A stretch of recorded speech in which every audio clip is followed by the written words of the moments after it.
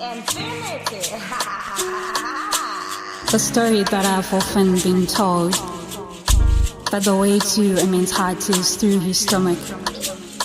Being the doctrine that our mother's stomach, the doctrine that saved their marriages for ages. All they needed to do was to say, Masura say mofu with a smile on their faces, whether forced or genuine love would be in the air just like a flare.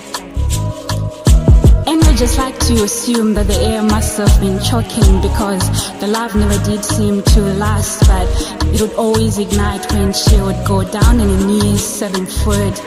The best part of it too, so it made a lot of sense to say Rudo ibofu, so yes, gezai maoko mofu.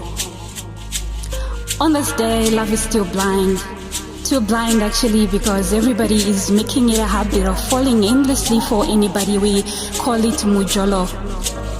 It all sounds merry and jolly until you're drowning, because mujolo uyanyisa is a pandemic, a lot of souls to serve, so I am dialing SOS.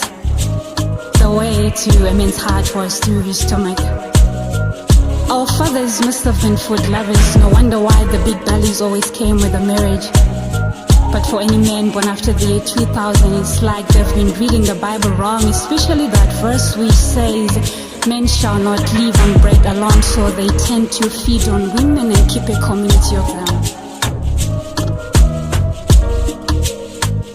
So it's safe to say the way to a man's heart is through his pants. You got to zig and zag until you hit the jackpot, but that's if it exists. Sometimes if it exists, it's already been occupied by a caviar Mary Jane. I mean, she fits the pot so well. Sometimes it's more than just a Mary Jane. It's a shame, but it is what it is. But if you're lucky, you will find a safe haven within him.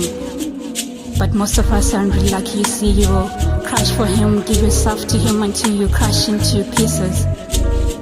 But at one point, a heroine arose amongst us. She mastered the game to tame and bring him home. So she set him a road trap, watched him dive into her pool of ecstasy, only to show up at his doorstep one day with the words, "Hey babe, we're pregnant." And it worked.